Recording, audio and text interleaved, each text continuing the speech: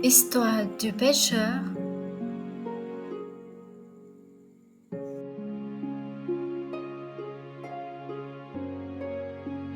Sire, il y avait autrefois un pêcheur fort âgé et si pauvre qu'à peine pouvait-il gagner de quoi faire subsister sa femme et 3 enfants, dont sa famille était composée.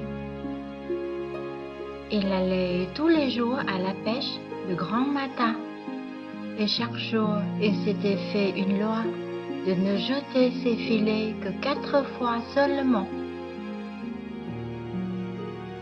Il partit un matin au clair de la lune et se rendit au bord de la mer. Il se déshabilla et jeta ses filets. Et comme il les tirait vers le rivage, il sentit d'abord de la résistance. Il crut avoir fait une bonne pêche et s'en réjouissait déjà en lui-même, mais un moment après, s'apercevant qu'au lieu de poissons, il n'y avait dans ses filets que la carcasse d'un âne. Il en eut beaucoup de chagrin.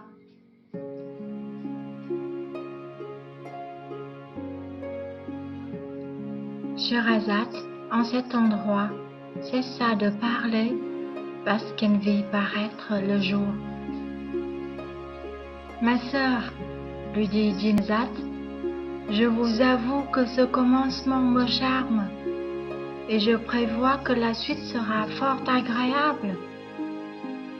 Rien n'est plus surprenant que l'histoire du pêcheur, répondit la sultane, et vous en conviendrez la nuit prochaine, si le sultan me fait la grâce de me laisser vivre. Schahriar, curieux d'apprendre le succès de la pêche du pêcheur, ne voulut pas faire mourir ce jour-là Scheherazade. C'est pourquoi il se leva et ne donna point encore ce cruel ordre. « Ma chère sœur, s'écria Dinarzade, le lendemain à l'heure ordinaire, je vous supplie, en attendant le jour qui paraîtra bientôt, de me raconter la suite du conte du pêcheur. Je meurs d'envie de l'entendre. » « Je vais vous donner cette satisfaction, » répondit la sultane. En même temps, elle demanda la permission au sultan, et lorsqu'elle l'eut obtenue, elle reprit en ces termes le conte du pêcheur. « Sire, quand le pêcheur, affligé d'avoir fait une si mauvaise pêche, eut raccommodé ses filets, que la carcasse de l'âne avait rompu en plusieurs endroits, il les jeta une seconde fois.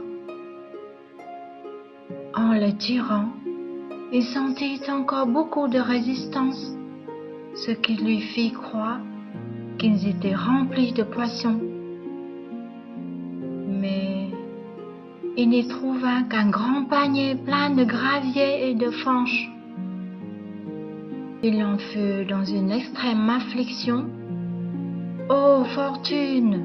s'écria-t-il d'une voix pitoyable. « Cesse d'être en colère contre moi et ne persécute point un malheureux qui te prie de l'épargner.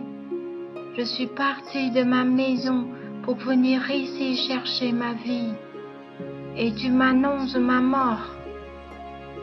Je n'ai pas d'autre métier que celui-ci pour subsister, et malgré tous les soins que j'y apporte, je puis à peine fournir aux plus pressants besoins de ma famille. Mais j'ai tort de me plaindre de toi. Tu prends plaisir à maltraiter les honnêtes gens et à laisser de grands hommes dans l'obscurité, tandis que tu favorises les méchants et que tu élèves ceux qui n'ont aucune vertu qui les rend recommandables. »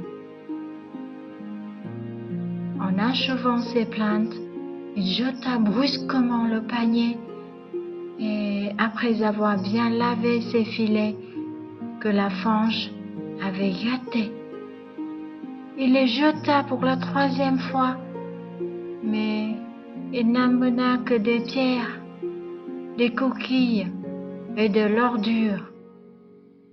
On ne saurait expliquer quel fut son désespoir. Peu s'en fallut que ne perdît l'esprit. Cependant, comme le jour commençait à paraître, il n'oublia pas de faire sa prière. Ensuite, il ajouta celle-ci. « Seigneur, vous savez que je ne jette mes filets que 4 fois chaque jour. Je les ai déjà jetés 3 fois, sans avoir tiré le moindre fruit de mon travail. Il ne m'en reste plus qu'une. Je vous supplie de me rendre la mer favorable, comme vous l'avez rendue à Moïse. » Le pêcheur, ayant fini cette prière, jeta ses filets pour la 4e fois. Quand il jugea qu'il devait y avoir du poisson, il le tira comme auparavant, avec assez de peine. Il n'y en avait pas pourtant, mais il y trouva un vase de cuivre jaune qui, à sa pesanteur, lui parut plein de quelque chose, et il remarqua qu'il était fermé et scellé de plomb, avec l'empreinte d'un sceau.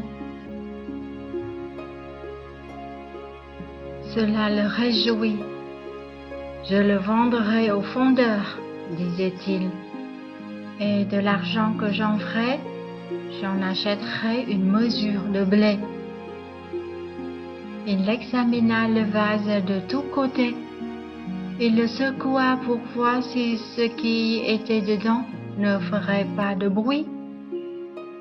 Il n'entendit rien, et cette circonstance, avec l'empreinte du sceau sur le couvercle de plomb, lui fit penser qu'il devait être rempli de quelque chose de précieux. Pour s'en éclaircir, il prit son couteau et, avec un peu de peine, il l'ouvrit.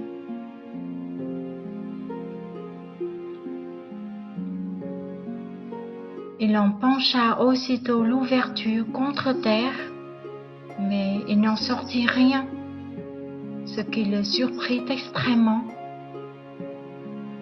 Il le posa devant lui, et pendant qu'il le considérait attentivement, il en sortit une fumée fort épaisse qui l'obligea de reculer 2 ou 3 pas en arrière.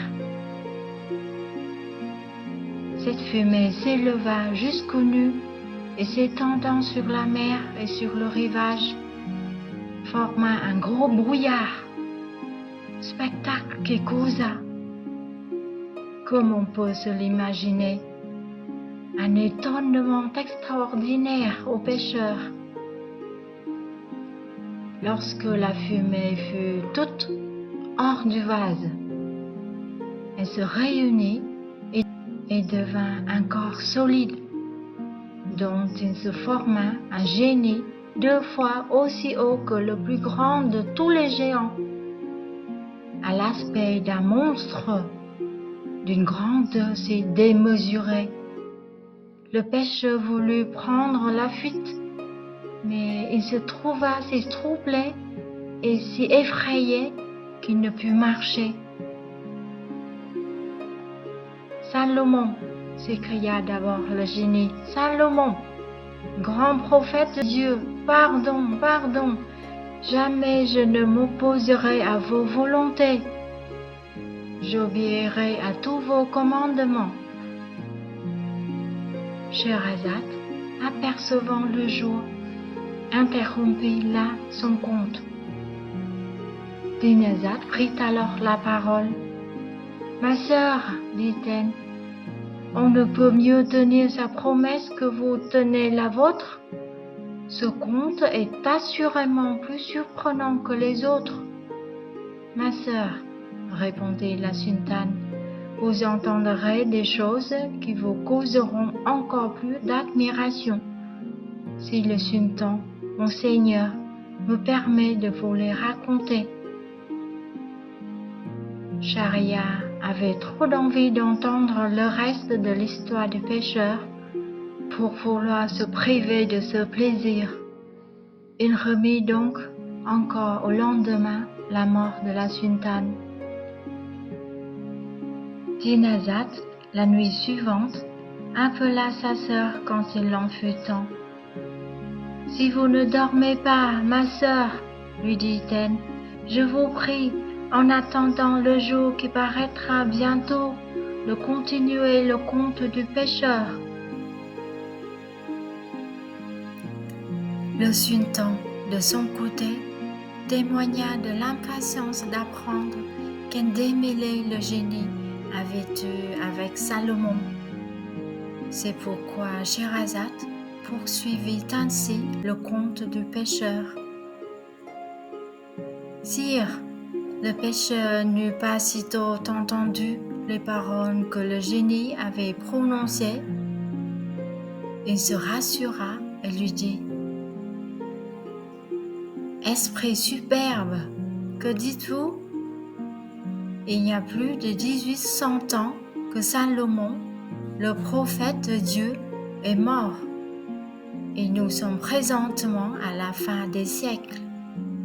Apprenez-moi votre histoire, et pour quel sujet vous étiez renfermé dans ce vase. » À ce discours, le génie, regardant le pêcheur d'un air fier, lui répondit: « Parle-moi plus civilement. Tu es bien hardi de m'appeler esprit superbe. »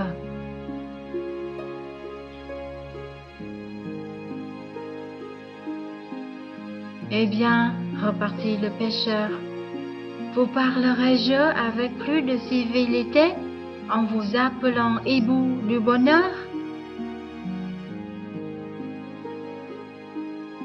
Je te dis, repartit le génie, de me parler plus civilement avant que je te tue. Et pourquoi me tueriez-vous? Répliqua le pêcheur. Je viens de vous mettre en liberté. L'avez-vous déjà oublié? Non, je m'en souviens, repartit le génie. Mais cela ne m'empêchera pas de te faire mourir. Et je n'ai qu'une seule grâce à t'accorder. Et quelle est cette grâce? Dit le pêcheur. C'est, répondit le génie, de te laisser choisir de quelle manière tu veux que je te tue. Mais en quoi vous ai-je offensé? Reprit le pêcheur. Est-ce ainsi que vous voulez me récompenser du bien que je vous ai fait? Je ne puis te traiter autrement, dit le génie. Et afin que tu en sois persuadé, écoute mon histoire. Je suis un de ces esprits rebelles qui se sont opposés à la volonté de Dieu. Tous les autres génies reconnurent le grand Salomon, prophète de Dieu, et se soumirent à lui. Nous fûmes les seuls, Sakkar et moi, qui ne voulûmes pas faire cette bassesse. Pour s'en venger, ce puissant monarque chargea Asaph, fils de Barakia, son premier ministre, de me venir prendre. Cela fut exécuté. Asaph vint se saisir de ma personne et me mena malgré moi devant le trône du roi, son maître, Salomon, fils de David. me commanda de quitter mon genre de vie, de reconnaître son pouvoir et de me soumettre à ses commandements. Je refusais hautement de lui obéir et j'aimais mieux m'exposer à tout son ressentiment que de lui prêter le serment de fidélité et de soumission qu'il exigeait de moi.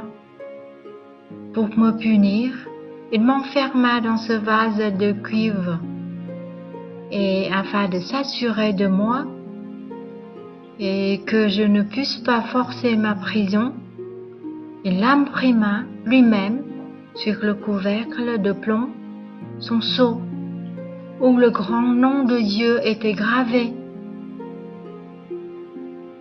Cela fait,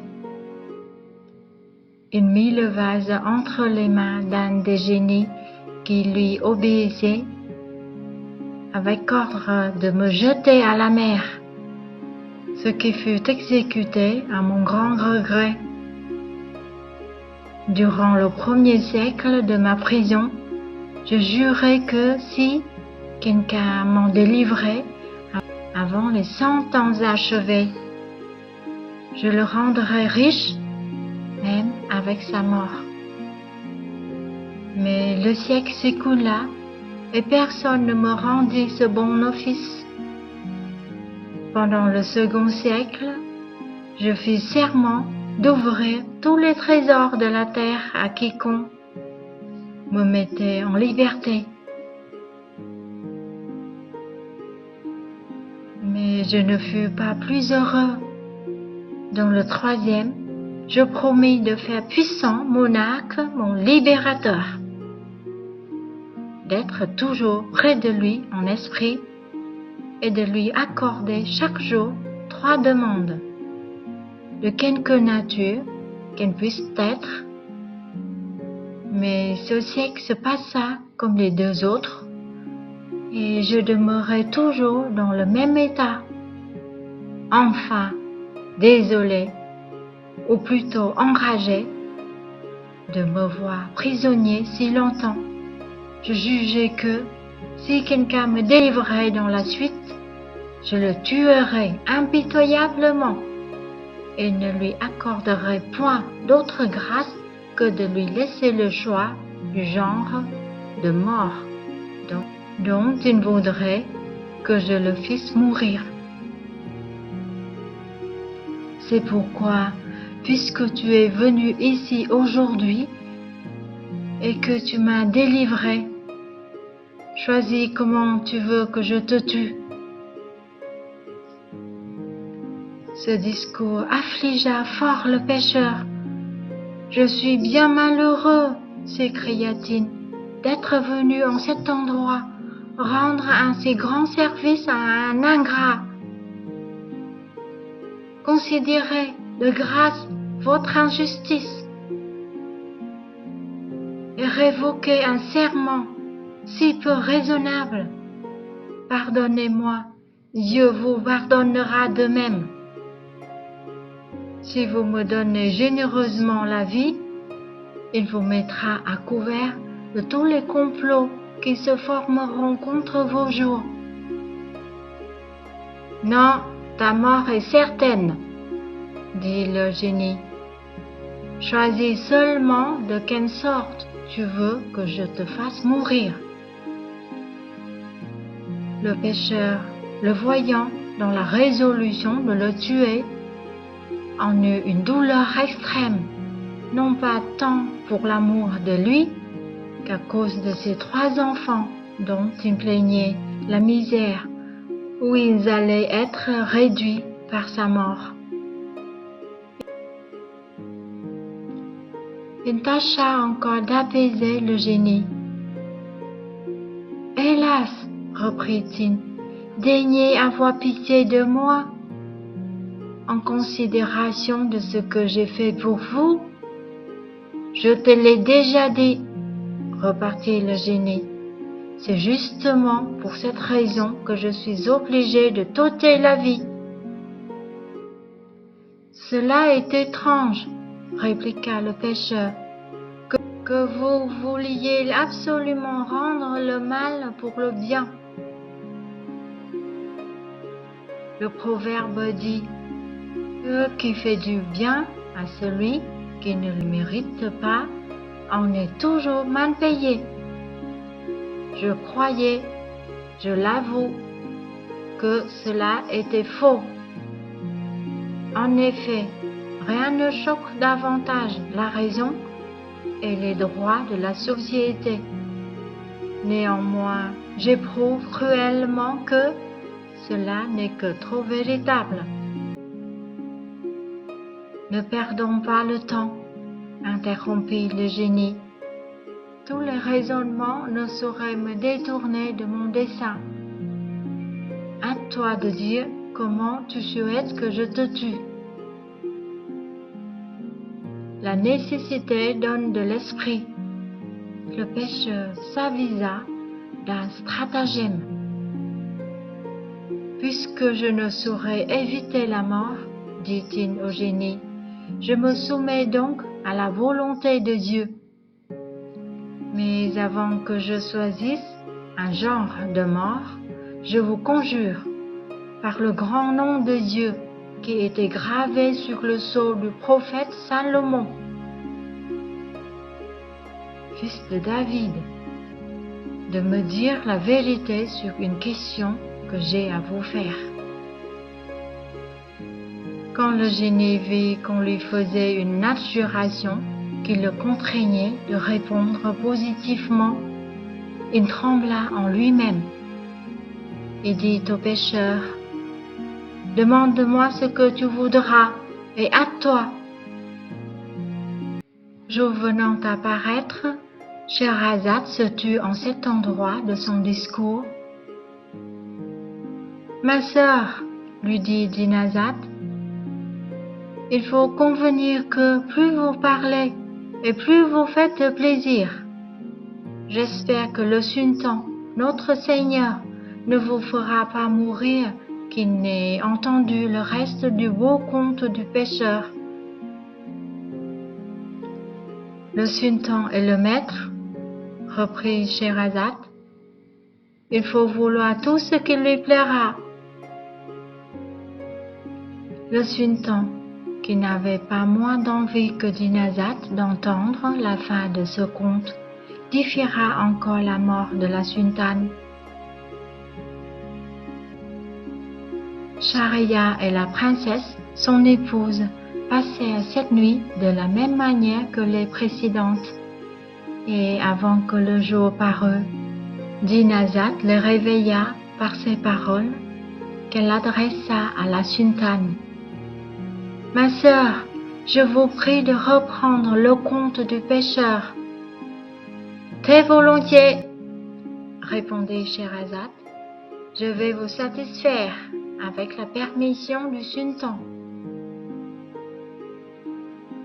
Le génie, poursuivit-elle, ayant promis de dire la vérité, le pêcheur lui dit, « Je voudrais savoir si, effectivement, vous étiez dans ce vase. Oseriez-vous en jurer par le grand nom de Dieu? » « Oui, répondit le génie, je jure par ce grand nom que j'y étais, et cela est très véritable. » « En bonne foi, répliqua le pêcheur, je ne puis vous croire. Ce vase ne pourrait pas seulement contenir un de vos pieds. Comment se peut-il que votre corps y ait été renfermé tout entier? Je le jure pourtant, repartit le génie, que j'y étais tel que tu me vois. Et ce que tu ne me crois pas? Après le grand serment que je t'ai fait? Non, vraiment, dit le pêcheur, et je ne vous croyais point, à moins que vous me ne le fassiez voir la chose. Alors il se fit une dissolution du corps du génie, qui, se changeant en fumée, s'étendit comme auparavant sur la mer et sur le rivage, et qui, se rassemblant ensuite, commença de rentrer dans le vase et continua de même par une succession lente et égale jusqu'à ce qu'il n'en restât plus rien au dehors. Aussitôt, il en sortit une voix qui dit au pêcheur: « Eh bien, incrédule pêcheur, me voici dans le vase. Me crois-tu présentement ?» Le pêcheur, au lieu de répondre au génie, prit le couvercle de plomb et ayant fermé promptement le vase. « Génie, lui cria-t-il, demande-moi grâce à ton tour et choisis de quelle mort tu veux que je te fasse mourir.